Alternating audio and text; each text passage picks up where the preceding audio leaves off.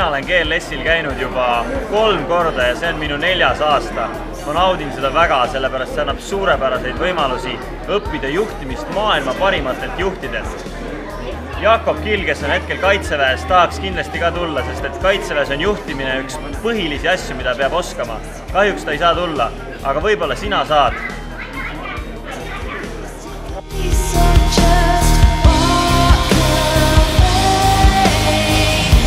Tere, mina olen Craig Hammer ja mina olen see GLS producer.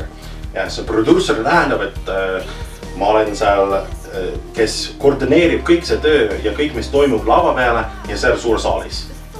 Ja siis ma istun alati eespool, mul on kõrveklappi peas ja kui sa vaatab sessiooni ajal, sa näed, kedega on eespool, see on lihtsalt mina ja teen oma töö seal. Ja miks sa peaks tulla GLS-i? See on nii tähtis, et sa ole kohal, sellepärast ma arvan, et see on kord aastal, kus me võtame aeg maha ja me fokuseerida meie juhtimist, mida me teeme elus ja kuidas me juhtime kodus, töö, kirikus, organisatsioonid ja see on aeg, nagu ma ütlen, et tavaliselt meil on nii kiire, et meil on nii palju asja teha, pean sinna minna, sinna teha, ja siis me võtame aeg ja mõtleme läbi, miks me teeme seda ja kuidas me teeme seda ja kuidas me saame arendada.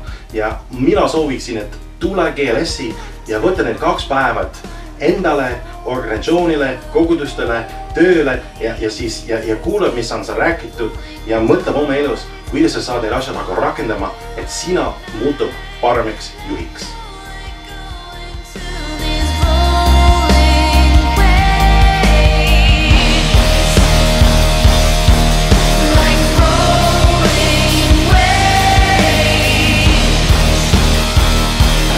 Ma olen ka GLS-ile 8 aasta pärast.